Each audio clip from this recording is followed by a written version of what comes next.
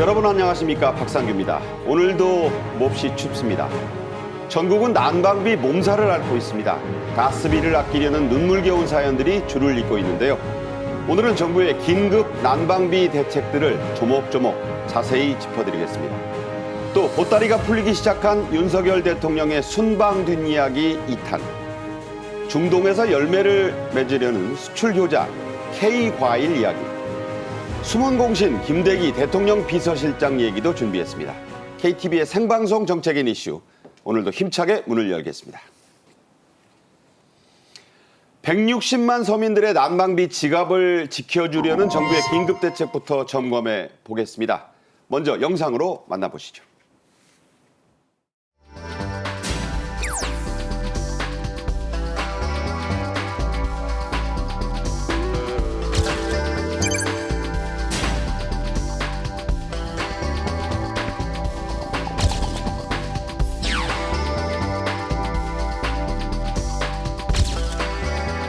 정부는 겨울 취약계층 난방비 지원 확대를 위해 에너지 바우처 지원 확대와 가스공사의 가스요금 할인을 대폭 확대하기로 하였습니다.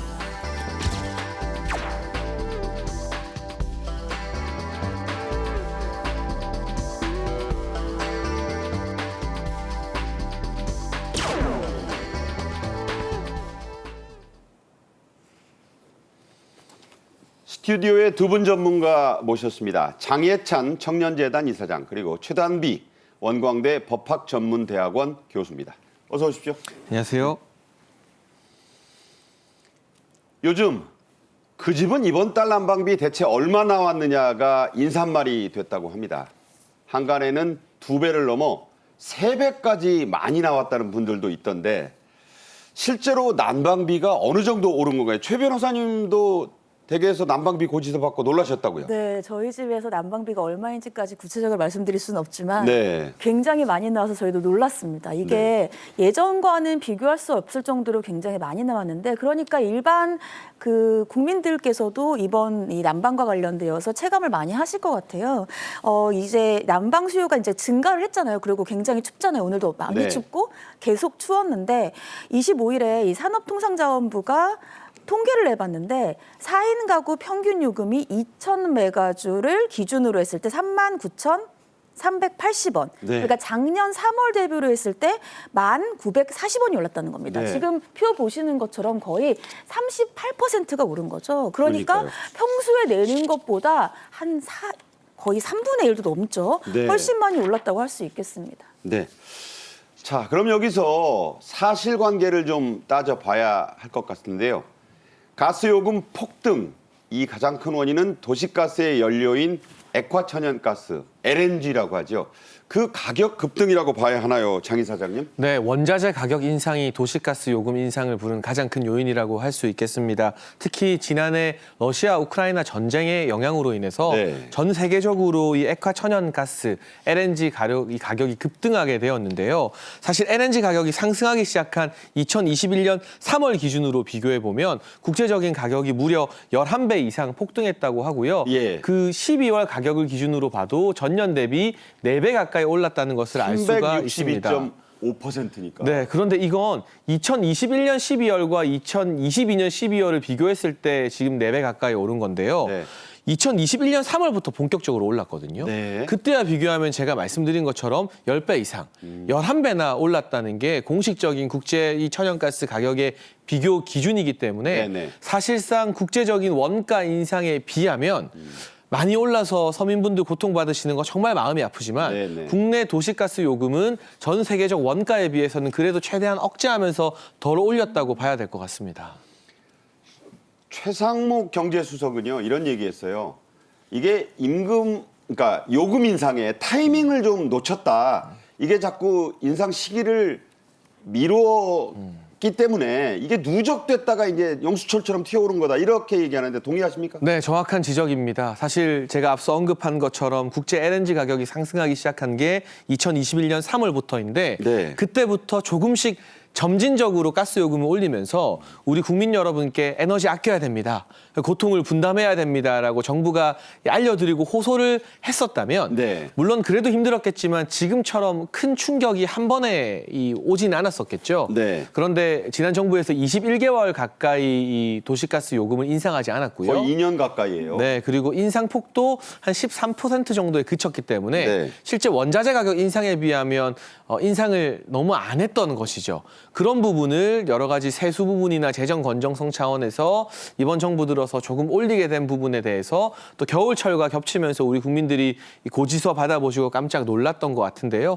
이럴수록 취약계층 두터운 이 지원을 해드리면서 동시에 가스요금 인상의 필요성이나 이런 부분에 대해서 정부에서 구체적으로 잘 설명을 해드려야 될 것 같습니다. 그러니까 지금 말씀하신 대로 가스비 오른 거 사실이고 고통도 심해서 안타깝지만 그쵸. 네. 외국과 비교해서 우리가 볼 때 마음의 위안을 찾을 수 있는 부분도 좀 있을 것 같아요. 미국이나 독일, 뭐 선진국들은 어떻습니까? 네, 최근 기준으로 이제 전년과 비교해 봤을 때 미국은 3.3배, 영국은 2.6배, 그리고 독일은 3.6배 인상. 그러니까 평균적으로 3배에서 4배 가까이 도시가스 요금이 인상되었습니다. 네. 근데 이거 역시나 전년 비교고요. 네. 가스 가격이 오르기 전이었던 2021년, 그러니까 재작년과 비교해 보면 독일은 평균 8배 이상 가격이 올랐다고 합니다. 그래서 저도 유학 생활을 네덜란드와 독일에서 했었는데 그렇죠. 네. 가뜩이나 좀 에너지 아끼는 독일 국민들이 지금 어떻게 지낼지 눈에 좀 선하거든요. 네. 영국 같은 경우도 21년과 비교해 보면 5배 가까이 올랐다고 하니까 뭐 우리가 외국보다 덜 올랐어요. 그래서 괜찮아요라고 말씀드리는 것이 아니라 그렇죠. 이게 우리나라만의 문제가 아니라 네네. 정말 이 전쟁으로 인한 전 세계적 문제인데 그에 비해 정부가 이 인상 억제 요인을 최대한 좀 억누르고 있다. 인상 요인을. 그렇다는 말씀도 같이 드리는 겁니다. 네. LNG의 수입 단가도 급상승했는데요. 이 러시아, 우크라이나 전쟁, 러시아가 진원지라 이런 지적이 있어요. 여기는 이 부분은 어떻게 생각하십니까? 네, 맞습니다. 사실은 LNG 수입 같은 가격 같은 경우에는 우크라이나 전쟁 전에도 상승은 하고 있었어요. 네. 그런데 우크라이나 전쟁 이후에 급속히 상승을 했고 말씀하신 것처럼 뭐 우리나라뿐만이 아니라 이미 뭐 미국 같은 경우에는 뭐 218%, 네. 영국 같은 경우에는 300 뭐 거의 90% 정도로 네, 네. 상승을 했습니다. 근데 우리나라 정도에서는 이제 정부에서 이것을 막고 있었기 때문에 그동안에는 국민들이 체감하는 것들이 외국보다는 좀 낮았던 걸로 보이고요. 네. 거기에다가 지금 EU 같은 경우에는 지난해 러시아의 가스 수입이 74% 급감했거든요. 지금 알려진 바로는 프랑스 같은 경우에는 거의 난방을 하기가 굉장히 어려운 정도로 가스가 공급이 안 되고 네. 있다. 이렇게 알려지고 있는 정도인데요. 유럽은 굉장히 심각하다 이렇게 알려져 있고 지금 LNG 수입이 1년 새에 30조 원이 폭증을 했습니다. 그러니까 네. 난방비가 그래서 2배, 3배가 올랐고 그렇기 때문에 지금 현재 오늘이죠. 국민의힘에서는 어떻게 이제 얘기를 했냐 하면 이게 문재인 정부에서 이것을 막고 있었기 때문에 그것이 폭발을 하면서 현재의 정권이나 현재의 국민들이 고통을 받고 있는 상황이 발생하고 있다. 이러한 네. 논평도 했습니다. 네. 어쨌든 이런 상황을 타개하고 수습해야 되는 것은 현 정부의 몫인데 그래서 부랴부랴 어제 아침에 내놓은 긴급 대책이 있죠. 그 핵심 내용을 다시 한번 들어보겠습니다. 정부는 겨울 취약계층 난방비 지원 확대를 위해 에너지 바우처 지원 확대와 가스공사의 가스요금 할인을 대폭 확대하기로 하였습니다.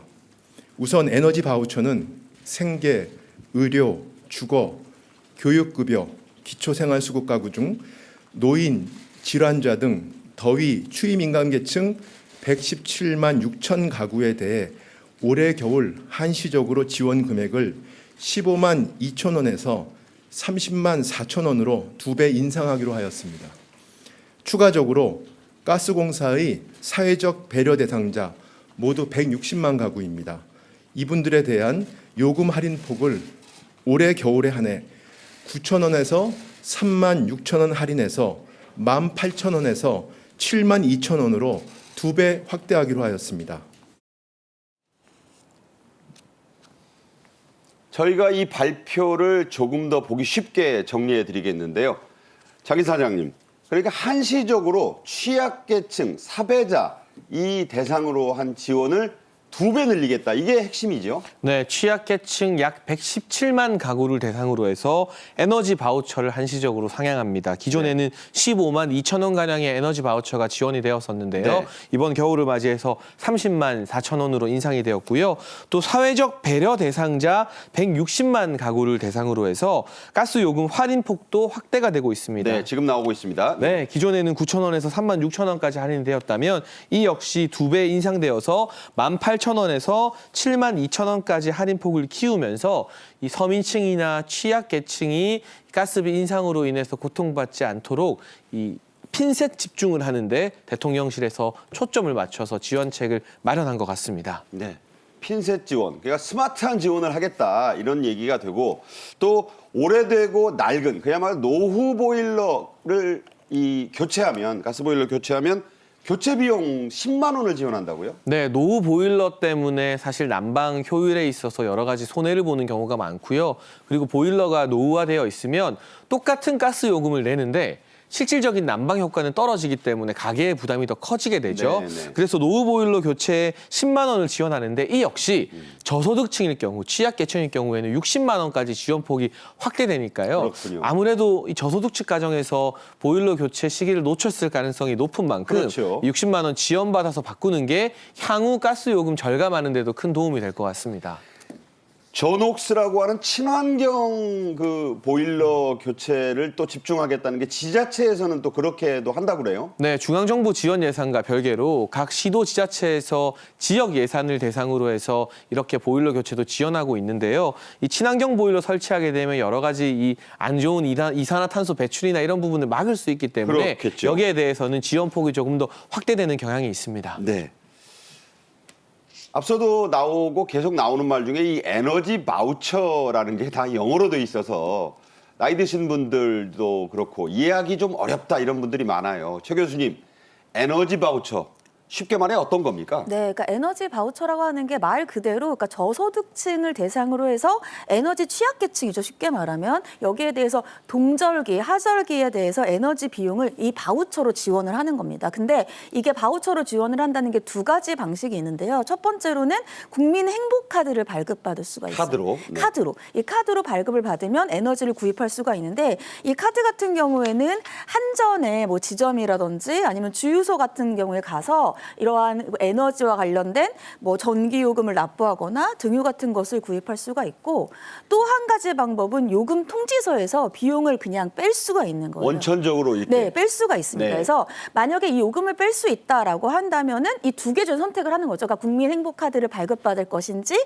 아니면은 돈을 뺄 것인지. 근데 국민행복카드 같은 경우에는 동하절기라고 말씀을 드렸잖아요. 그러니까 여름, 만약에 이번 겨울에 썼는데 이 행복카드에 돈이 남았어요. 네네. 그러면 없어지는 게 아니라 다음 하절기에 다시 쓸 수 있는 거죠. 네. 이러한 방식이 있는 거라서 2가지 중에 선택을 하실 수가 있고요. 언제부터 시작인가 궁금하신 분들이 많을 그렇죠. 텐데 먼저 자동요금 차감 같은 경우 있잖아요. 아까 그냥 고지서가 나왔는데 내가 쓴 요금을 자동으로 차감한다. 네네. 이 경우 같은 경우에는 이번 1월부터 그리고 국민행복카드 아까 말씀드린 카드 같은 경우에는 이달 18일부터 사용하실 수가 있습니다. 뭐 즉각 그러니까 이제 조치가 이루어진다. 정말 즉각적으로 조치가 이렇게 이루어지는 이해하시면 거죠. 되겠고요. 네. 여기서요. 실제 이 에너지 바우처를 쓰는 시민들의 이야기를 직접 저희가 들어봤습니다. 한번 들어보시죠. 조금이라도 줄이니까 좋지. 없으니까 뭐 그런 거 불도 그냥 엄청 춥겠다고 사는데 조금이라도 지원받으니까 좋지. 이렇게 해주는 것도 고맙지. 그거 아무도 없는 사람 누가 도와줄 사람도 없는데 또 정부에서 이렇게 도와줘서 이렇게 생활을 이렇게 하고 나간 게 그것도 고맙지 고맙긴. 네, 장 이사장님, 저 상당히 긍정적인 반응을 보이고 계시는 거 들을 수 있었는데 이 신청 기한을 넘기시는 분들이 있을까 봐 이것도 좀 연장을 정부가 하기로 했다고요? 네, 올해 2월 28일까지 2개월 신청 기한이 연장됐는데요. 네. 지금 올겨울의 특징을 한번 보시면 11월, 12월의 평균 기온이 그렇게 낮지 않았습니다. 따뜻한 겨울이네 하다가 오히려 1월 들어서 그리고 다음 주 예보 보면 2월까지도 계속 추위가 지속되는 경우가 있어서요. 네네. 이 기한 연장 참 잘한 정책이다라는 말씀을 드리고 싶고, 이번에 사실 날씨가 추워지고 여러 가지 가스비 관련된 논란들이 있게 되면서 에너지 바우처 정책이 좀 많이 알려졌잖아요. 그렇죠. 그래서 모든 분들이, 대상이 되시는 분들이 빠짐없이 이 에너지 바우처 혜택을 보셨으면 좋겠습니다. 네. 앞서 윤석열 대통령은 공공기관에 대한 난방 제한 그리고 취약계층 난방비 지원책을 강구하라 이런 지시를 했었는데요. 지난 6일 관련 새해 업무 보고의 브리핑을 직접 들어보겠습니다. 아울러 윤 대통령은 취약계층의 난방비에 대해서도 추위에 고통받으시지 않도록 지원책을 더욱 튼튼하게 강구하라고 당부했습니다. 이 얘기는 지난해 10월 달에 저희가 공공기관 에너지 사용에 제한에 관한 공고를 시행한 바 있습니다.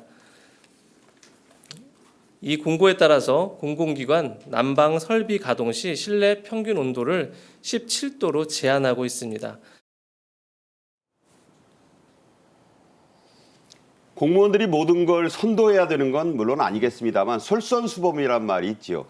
정부 부처나 공공기관 영상 17도로 실내 기온을 맞추라고 지시를 했고 국회의원회관은 영상 20도 제한이라는데 물론 이건 뭐 자율적으로 지키도록 하는 그런 부분이 있습니다만 이게 잘 지켜지고 있나요, 장 이사장님? 그러니까 공공기관 같은 경우는 최근에 이 17도 기준을 지키다가 이 근무하는 분들이 너무 춥다라는 그러니까요. 불만 민원이 많이 제기돼서 약간은 완화가 된 것 같고요. 네네. 국회 같은 경우 이제 전체 회의실이 있는 공간 같은 경우는 이게 지켜지고 있는데 국회의원들이 개별 근무하는 의원실에서는 지켜지는지 잘 모르겠어요. 기자들이 문 열고 들어가면 훈훈한 방이 많다 그래요.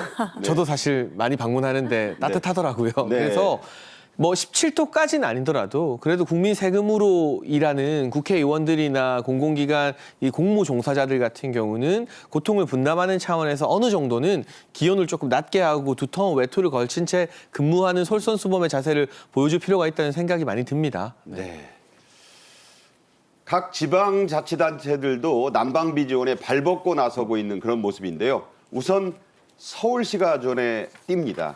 오세훈 서울시장이 내린 특별 지시가 있어요. 최 변호사님. 네, 그러니까 서울시가 난방비가 굉장히 급등했기 때문에 여기에 대해서 특별 지시를 말씀하신 것처럼 내렸습니다. 그러니까 취약계층에게 346억 원을 긴급 지원하겠다 이렇게 네. 얘기를 했는데 이 서울시가 지원하는 346억 원은 아까 말씀드린 에너지 바우처라든지 이렇게 정부가 지원하는 거랑은 별개예요. 별개로 지원이 되는 것이고 서울시가 얘기를 하기로는 한 기초생활수급자 30만 가구에 연령이나 조건 없이 10만 원의 난방비를 추가로 지급하겠다 이렇게 추가입니다. 얘기를 했는데 예. 추가입니다. 그리고 별도라고 말씀을 드렸고 더 이제 생각하셔야 되는 것은 보통은 우리가 좀 나이 많으신 분들이나 연세 있으신 분들 같은 경우에는 어떻게 신청해야 되는지 몰라서 그러니까요. 그래서 신청을 못하는 경우들이 많아요. 네네. 그런 게 굉장히 안타까웠는데 이번에 추가로 지급된 이 난방비 같은 경우에는 신청을 하지 않아도 대상자에게는 다 지급을 하겠다 이렇게 서울시가 밝혔고요. 또 여기에다가 복지시설에서는 이제 늘어난 이제 난방비가 있어요. 이 난방비를 우선 지급을 하고 그리고 부족한 곳에 대해서도 추가 지원하겠다. 그리고 어르신들이 계신 경로당에도 지원하겠다 이렇게 얘기를 해서 지금 같은 경우에는 월 한 100만 원에서 1000만 원 정도 면적에 따라서 뭐 시립이라든지 이런 것들에 지원을 하게 되고 경로당 같은 경우에는 거의 5개월에 11억 원 정도를 네. 지급하겠다 이렇게 밝혔습니다. 네. 이런 야당의 도지사가 있는 또 경기도도 있고요. 야당 자치단체장이 있는 곳들이 있습니다만은 여야가 따로 있을 수 없습니다. 경기도는 이전보다 2배 규모로 긴급 지원에 나섰고 제주도 같은 지방에서도 긴급 지원을 하고 있다고요? 네, 맞습니다. 그러니까 경기도 같은 경우에도 사실 이런 난방과 관련되어서 지금 굉장히 많은 서민들이라든지 국민들이 좀 고통을 받고 있잖아요. 그러니까요. 그렇기 때문에 여야가 따로 없다 이렇게 말씀을 드릴 수가 있겠고 지금 경기도 같은 경우에도 200억 원 규모의 예비비, 그러니까 지금 예비비라든지 재해 구호기금을 투입을 해야지 바로 예산을 집행할 수가 있기 때문에 네. 이러한 예비비라든지 재해 구호기금을 투입해가지고 취약계층 43만 5,564명에게 네. 난방비를 지원하겠다. 지금 이렇게 밝혔습니다. 예. 그래서 여기에 대해서 지금 현재 2월분을 합쳐서요. 두 달을 합쳐서 20만 원 난방비 난방비를 지원하겠다. 근데 네. 말씀하신 것처럼 종전보다 2배가 늘어난 규모인 것이고 제주도 같은 경우에도 에너지 바우처를 지금 미지원하고 있는 가구가 있는데 이러한 가구들에 대해서도 가구당 10만 7천 원을 지원하겠다 이렇게 말해서 지금 현재 난방비가 굉장히 상승함으로 인해서 여야가 그런 관련이 없이 난방비를 지원하겠다 이렇게 시도지사가 밝히고 있는 상황입니다. 네, 그야말로 거국적인 지원에 나서고 있다 이렇게 볼 수 있겠는데요. 각 지자체가 마련한 이 긴급 지원을 취약계층만 받는 거냐 아니면 우리 집도 대상이 되는 건 아닐까 궁금해하는 분들이 시청자 여러분들 가운데서도 많으실 걸로 합니다. 내가 우리 집이 대상인지는 어떻게 하나요, 장 이사장님? 일단 지난해에도 이 에너지 바우처 혜택을 받으셨던 분들은 자동 신청이 됩니다. 그래서 별다른 이 사유의 변동이 발생하지 않은 이상 네네. 지난해 대상이셨던 분들은 올해도 대상이 된다고 생각하시면 되고요. 궁금하신 분들은 가장 빠른 방법 역시 콜센터에 전화해 보는 거겠죠. 전화번호가? 네, 1600-3190. 야. 이 콜센터로 전화해 보셔서 에너지 바우처 지원 대상을 확인해 보실 수 있고요. 네네. 또 이 주거하고 계신 곳의 동사무소, 면사무소에 가서 확인하고 신청하실 수도 있고 인터넷에 복지로라고 검색하면 됩니다. 아. 정부 공식 복지 관련된 사이트인데요. 이 복지로를 통해서 온라인 확인과 신청도 가능하다고 합니다. 네, 복지로를 또 인터넷에서 찾아보시면 네. 쉽게 찾을 수 있다 이런 말씀이에요. 저희가 이 난방비를 조금이라도 더 아낄 수 있게 평소에 좀 헷갈리던 것들을 정리해 보려고 하는데요. 진실을 좀 가려보는 순서입니다. 우선 외출 시에 설정하는 이 외출 모드라는 게 있죠. 이게 가스비를 더 나오게 한다. 이거 맞나요?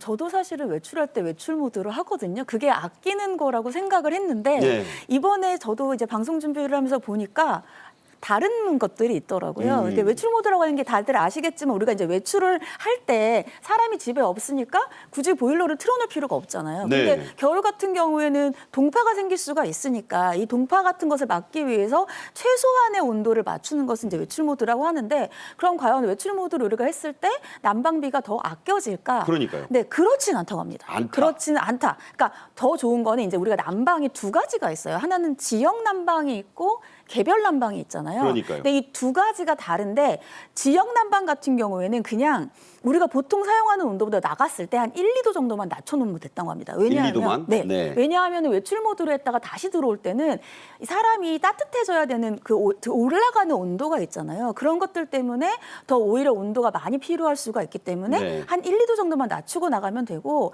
그리고 개별 난방일 경우에는 뭐 예를 들면은 외출이나 반복 타이머 이렇게 네네. 말해가지고 방바닥이 어느 정도 식지 않게끔 왜냐하면 다시 들어왔을 때 데우는 시간이 너무 많이 않게끔 그때 더 소비가 더 된다는 소비가 거죠. 된다는 거죠. 네. 그래서 그 정도만 없이 하면 좋겠다는 것이라서 우리가 보통 생각할 때에는 저는 사실 끄고 나가는 경우도 많거든요. 아예 꺼버리는? 아깝잖아요. 네네. 좀 난방비가. 그런데 그렇게 하는 경우보다는 평소보다 1도만 낮춰도. 그러니까 내가 평소에 예를 들면 집에서 한 24도로 있다라고 한다면은 그거보다 1도만 낮춰도 난방비가 7%나 준다. 23도 정도만 맞추시라. 네. 이런 얘기가 되네요. 또 이 많이들 알고 계신 그 상식적이라고 생각하는 것이 수도꼭지 네. 이거를 온수 방향이 아니라 냉수 방향으로 해놔야 가스비를 아낀다. 이거는 어떤 이게 게 맞는 거예요? 왠지 온수 방향으로 해놓으면 계속해서 보일러가 돌아갈 것 같잖아요. 온수와 관련돼서. 네네. 그래서 저도 그렇게 생각을 했었는데 냉수의 방향이 있던 온수의 방향이 있던 상관없다고 합니다.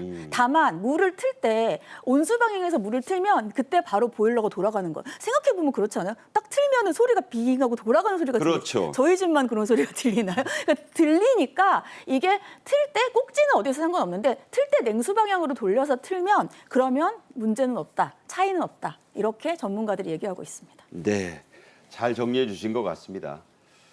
난방비 폭탄 고지서에 놀라서 이 추운 날씨에 더욱 몸이나 마음이 움츠러든 분들 많았을 텐데 저희 방송 보시고 조금은 진정이 됐기를 바랍니다. 이어서 윤 대통령의 순방 뒷이야기 2번째 소식입니다. K-프루트, 즉 K-과일 열풍을 중심으로 이어가겠는데요. 네, 먼저 저희가 준비한 영상부터 보시겠습니다.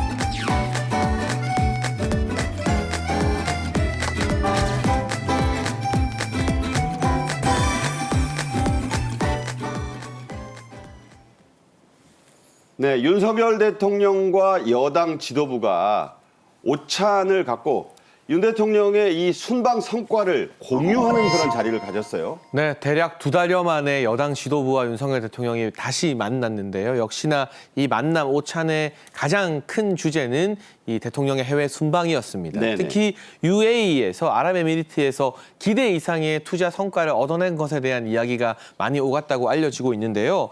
사실 과거에 영국이 120억 불 그리고 중국이 50억 불 국부 투자를 받았는데 그래서 우리나라도 50억에서 100억 정도 받지 않을까. 그러니까요. 많이 받으면 150억 불 정도는 가능하겠다라는 기대를 품고 있었다고 합니다. 그런데 정상회담을 할 때 300억 불 투자하겠다. 이게 엄청난 금액이잖아요. 네. 이 300억 불 투자 이야기를 그때 처음 듣고 윤석열 대통령께서도 깜짝 놀랐다라는 후문을 지도부에 전해주면서 이 순방의 성과가 제2의 중동붐으로 이어지고 좀 얼어붙어 있는 국내 소비 심리나 투자 심리를 회복하는 데 도움이 되도록 또 여당 지도부가 역할을 해달라는 당부 말씀도 있었던 것 같습니다. 네. 앞서 윤석열 대통령의 이 순방 당시의 연설 내용 중에 화제가 된 핵심 내용이 있는데요. 다시 한번 보면서 얘기를 이어가겠습니다. 보시죠. 우리는 바라카 원전 건설을 통해 진정한 형제 관계로 발전했습니다. 바라카 원전의 성공적 협력 사례를 기반으로 핵연료, SMR 기술뿐 아니라 제3국 공동 진출 등을 포괄하는 새로운 협력 모델을 세계에 제시해야 합니다.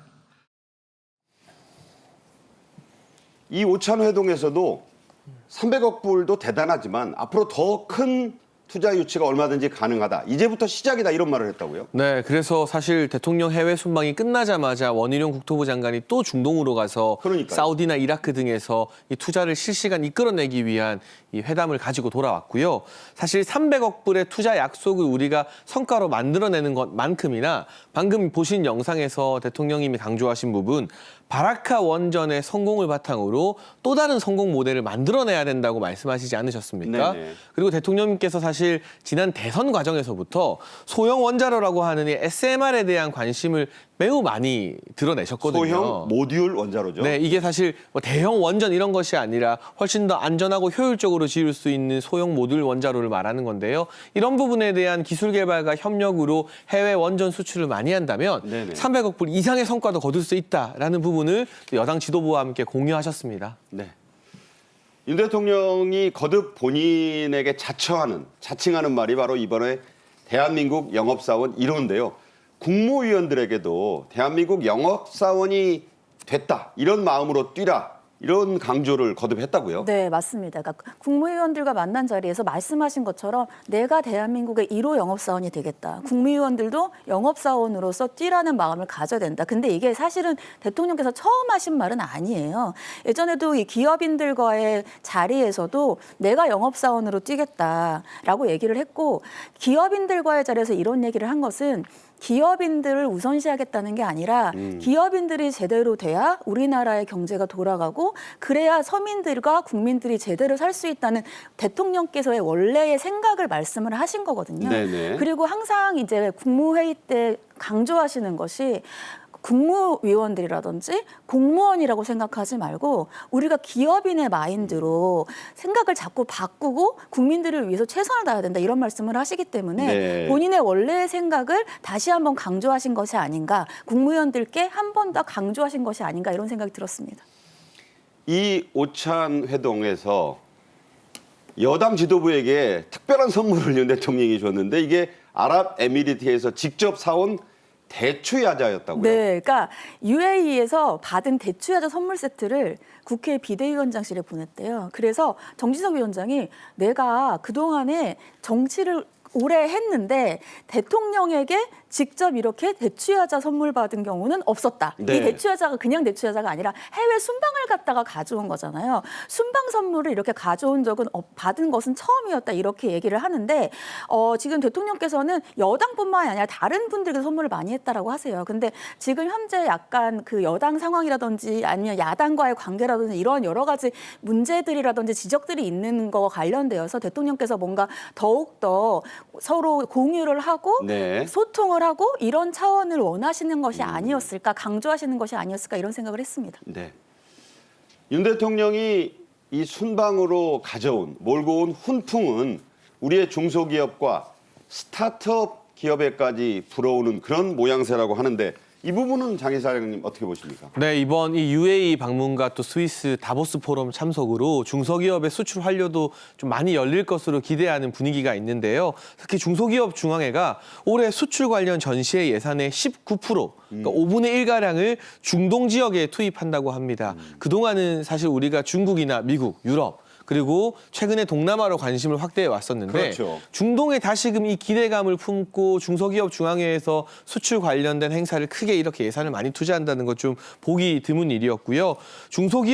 이 중소벤처기업부로도 이 141억 원의 예산을 지원해서 네. 중소기업들이 이 중동의 수출 활로를 찾을 수 있도록 전시회 여는데 지원을 한다고 합니다. 네네. 또 이영 중소벤처기업부 장관은 UAE 경제부와 함께 중소기업 및 혁신 분야 협력에 관한 양해각서를 체결했거든요. MOU도 맺고. 네, 그러면 이 아랍에미리트에서 투자할 300억 불 가운데 상당수가 우리나라 중소기업이나 스타트업, 벤처기업에게 혜택으로 돌아가게 된다면 그야말로 굉장히 이 다방면에 걸쳐서 대기업뿐만이 아니라 중소기업과 스타트업 생태계에도 큰 힘이 되는 결과가 되지 않을까 싶습니다.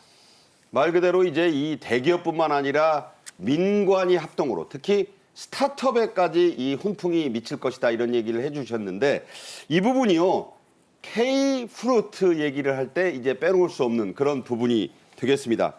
우리가 이제 K를 붙여서 말하는 게 K-푸드, 뭐 K-컬처. 이번엔 K-프루츠가 이 중동의 입맛을 사로잡았다 이런 얘기가 나옵니다. 특히 이번 한 UAE 비즈니스 포럼에서 유독 우리나라 과일들이 극찬을 받았다고요? 네, 특히나 딸기가 아주 대박이 났습니다. 딸기요? 네, 저도 딸기 참 좋아하는데요. 이게 중동 지역이나 UAE에서 먹는 딸기보다 우리나라의 설향이나 킹스베리가 훨씬 이 과실도 굵고요. 네. 당도가 더 높다고 합니다. 네네. 그래서 이 킹스베리 딸기 같은 경우는 시식회를 했는데 마감 전에 그냥 동나버렸다고 해요. 지금 그림으로 나와요. 네. 당장 계약합시다는 말이 나왔대요. 그 맛을 보더니 설향, 과즙이 풍부하고 식감이 부드러운 한국산 딸기입니다. 또 킹스베리, 무게는 30g 정도인데 당도가 아주 높은 우리 딸기고요. 토망고, 이 망고가 이 설탕보다 300배 이상 단다. 참 대단하네요. 근데 사실 UAE가 평균 소득이나 이 부호들의 어떤 이 입맛 수준도 상당히 높지 않겠습니까? 그렇죠. 그런데 시식회에서 마감 끝나기 전에 킹스베리가 다 없어질 정도라면 열풍이 얼마나 뜨거운지 알 수 있고요. 우리 농가의 여러 가지 소득 확대를 위한 새로운 방향성 K-프루츠 수출로도 도전해 볼 수 있을 것 같습니다. 네. 이 설향, 킹스베리, 토망고 앞서 보신 이런 셋 다 우리나라에서 생산되고 있는 그런 과일들이거든요. 네. 그야말로 K-프루츠의 수출 효자화네요. 그렇죠. 사실은 드셔보신 분들 다 알겠지만 설향이라든지 토망고 같은 경우에는 기존에 먹었던 딸기라든지 토마토보다 훨씬 달고 맛있어요. 그래서 하신 것처럼 지금 시식회를 시작을 했는데 시식회를 원래 가져간 것보다 훨씬 빨리 떨어졌다고 합니다. 그러니까요. 중동 부호들이 거기에 완전히 깜빡 넘어간 거죠. 어떤 바이어들은 유전자 조작 식품이 아니냐. 그러니까요. 확실하다. 이렇게까지. 그렇지 않고서야 이렇게 맛있을 수 네. 없다. 이렇게 얘기까지 했다라고 하는데 사실은 중동 그 사람들 같은 경우에 좀 단 음식을 좋아한다고 합니다. 근데 설향 같은 경우에도 기존의 딸기보다 단맛이 추가되어 있는 것이고 토망고도 토마토인데 단맛이 추가되어 있는 거거든요. 그러니까 중동 사람들에게 입맛에 적중을 했다. 그래서 사업을 같이 하자라는 말들이 쏟아져 나왔다. 이러한 보도가 나오고 있습니다. 그러니까 MOU가 3건이지만 또 거기에 스마트 농업이라고 하잖아요. 그런 기업이 8곳이나 참여를 해서 아주 호평일색이었다고요. 네, 맞습니다. 그러니까 지금 거의 우리나라의 스마트 농업이라고 할까요? 이 스마트 농업이 기업이 8곳이 참여를 했는데 이 8곳이 가져갔던 것들이 너무 빨리 동인한 정도인 거예요. 그리고 아까 말씀하신 것처럼 지금 바로 계약하자라고 얘기할 정도라고 하니까 네네. 호평일색이었다고 하고 지금 우리가 거기 UAE에 가서 예를 들면 많은 그러니까 투자를 받아왔잖아요. 그러니까요. 이런 투자를 받아온 것뿐만이 아니라 우리가 기존의 UAE와 일했던 여러 가지 사업뿐만이 아니라 스마트 농업까지도 우리가 거기에다 전파를 하고 올 수 있었다. 그래서 이번에 순방 효과가 굉장히 좋았다. 이런 보도들이 많이 있습니다. 한 가지만 더 제가 네네. 소개해드리면 장 기자님. 현지에서 토망고 선보였던 우리 국내 업체가 있는데요. 네네. 이 시식회를 계기로 UAE와 쿠웨이트 업체 두 곳과 계약 진행 중이라고 하고요. 아랍에미리트의 현지 공장, 농장을 짓는 것도 이미 계약 체결 단계에 이뤄지고 있다고 하니까 이 같은 시식회가 얼마나 큰 이 영향을 불러일으키는지 단적으로 보여주는 예 같습니다. 그러니까 중동의 부호들 입맛을 사로잡으면서 투자도 그냥 즉각 그렇죠. 실행 단계에 들어갔다 이런 얘기가 되는 거죠. 계약 체결 직전이라고 하네요. 네네.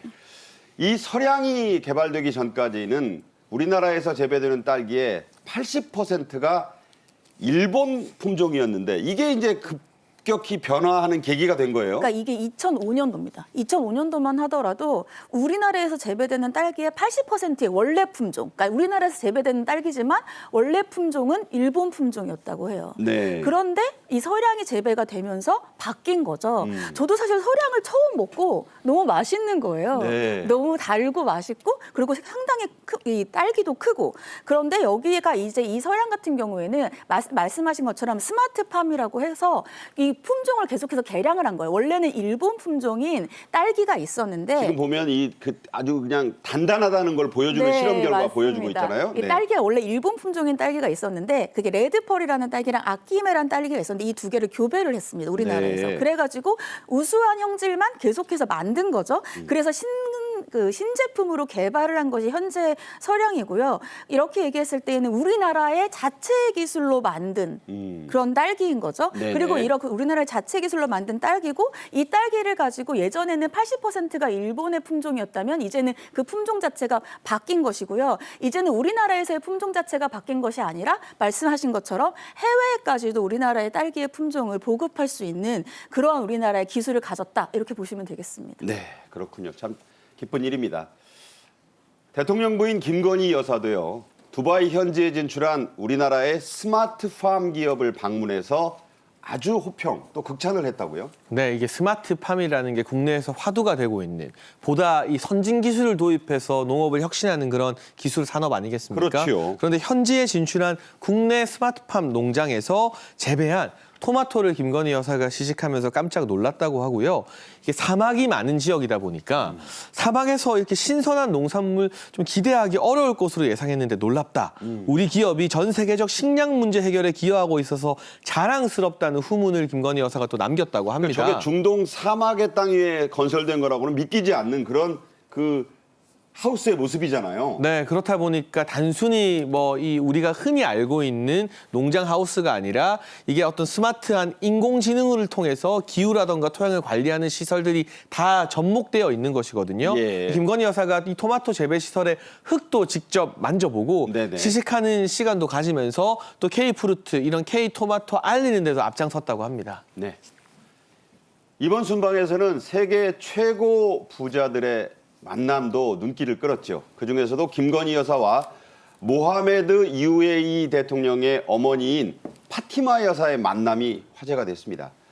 대통령의 친어머니를 만났다. 이게 좀 특별한 거 아니겠습니까? 네, 맞습니다. 그러니까 왜 특별하냐면 지금 대통령의 친어머니라고 하는 이 분이 파티마 여사인데요. 이 파티마 여사 같은 경우에는 UAE의 국모다 이렇게 추앙을 받고 있어요. 그냥 국모라서 추앙받는 게 아니라 초대 대통령의 부인인데 초대 대통령의 부인이라서 추앙받는 게 아니라 사실 중동 같은 경우에는 아무래도 여성의 지위가 상대적으로 낮을 수 있는 경향이 있잖아요. 그렇죠. 그런 게 현실이고. 종교적으로 그렇기 때문에 그런데 여성에 관련된 교육에 굉장히 힘을 쓰신 분입니다. 그렇기 때문에 나라에서조차도 굉장히 추앙받는 분인데 그런 추앙받는 분과 같이 만났다. 이런 것에서 굉장히 화제를 받았던 분이고 셋째 아들이 대통령이고 여덟째 아들이 그 유명한 만수르 만수르입니다. 부총리예요. 네, 맞습니다. 네. 그래서 대통령과 만수르를 잘 키웠다 뿐만이 아니라 더 추앙받는 것은 여성의 교육에 힘썼다라는 부분이고요. 사실은 왕실 같은 경우에는 굉장히 폐쇄적인 그러한 경향이 많다라고 하는데 이러한 폐쇄적인 경향을 차별하는 그러한 성향을 가지면서 오히려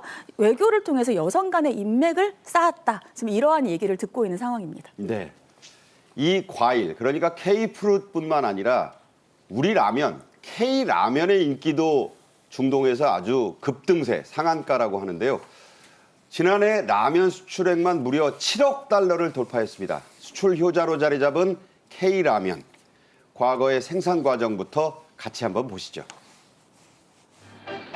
밀가루로 만들어지는 국수나 라면, 식빵의 경우를 보면은 우리들의 구미에 맞도록 대량 생산해서 널리 보급되고 있는데 요즘 일반적으로 분식을 하는 율이 많아진 것은 국민들의 협조가 컸기 때문이라고 보겠습니다. 과거에는 이 자기 사장 라면은 뽀얀 국물에 닭국물 육수였는데 이게 빨간 맛으로 이제 요새 선풍적인 인기몰이가 있다고 그래요. 저는 사실 과거에 라면이 이 하얀 닭육수인 줄 몰랐어요. 최초의 라면이 63년도에 출시됐는데 삼양라면. 네, 제가 88년도에 태어났었다 보니까 아유. 제가 아는 라면은 다 빨간 라면 위주였는데요. 네네. 이번에 조사를 해보니 처음 출시될 때는 아무래도 일본 기술을 조금 빌려와서 만드는 과정에서 그랬죠. 하얀 닭 육수를 기반으로 한 라면이 출시되었었다고 합니다. 그런데 이게 첫 출시됐을 때는 지금처럼 국민 간식, 국민 이제 음식으로 인기 얻지는 못했고 뭔가 좀 밍숭맹숭하다라는 반응이 많았다고 해요. 그런데 박정희 전 대통령이 이 한국 사람들이 얼큰하고 매운 걸 좋아하니 그렇죠. 고춧가루를 좀 더 넣어보면 어떻겠느냐라는 제안을 그 당시 라면 회사 사장에게 직접 했고요. 삼양라면이죠. 네, 그 이후로 빨간 라면이 출시되면서 선풍적인 인기를 끌게 됐다고 합니다. 그러니까 박정희 대통령이 아이디어를 추가한 거예요. 한국 사람 얼큰한 것 좋아하니까 고춧가루를 좀 넣으면 어떻겠느냐. 네, 그래서 실제로 매운맛 라면이 출시되고 나서는요, 2년 만에 월 100만 개씩 팔리는 선풍적 열풍을 일으키게 되었고요. 이 매운맛 라면에 전 세계도 반해서 요즘 사실 유튜브 보면요, 외국에 있는 뭐 유럽에 미국에 남미에 있는 젊은 유튜버들이 네. 한국의 매운 라면 먹는 챌린지도 막 하거든요. 그러니까 이 매운맛이 세계에서는 또 안 통할 거다라는 일각의 우려도 있었습니다만 네네. K푸드가 워낙 트렌드가 되면서 매운맛 챌린지하는 외국인들이 유튜브에 넘쳐날 정도로 지금은 전 세계적인 관심과 사랑을 받고 있습니다. 네. 우리나라에서 라면과 밀가루가 그야말로 국민 식생활의 주식으로 자리 잡았던 때가 있었거든요. 네, 그러니까 이게 우리나라의 주식은 쌀이잖아요. 근데 쌀이 부족했던 때가 있었습니다. 이 쌀이 부족했던 때가 있어서 1962년도였는데 그때 정부가 우리가 혼 분식을 하자. 저 생각납니다.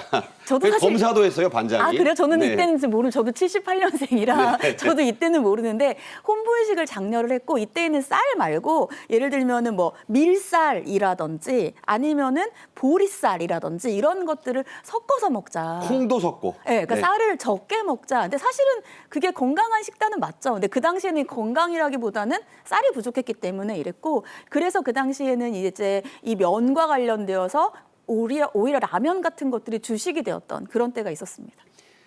이렇게 이제 K푸릇에 이어서 K라면까지도 중동에서 계속 히트를 하면서 이 삼각편대랄까요?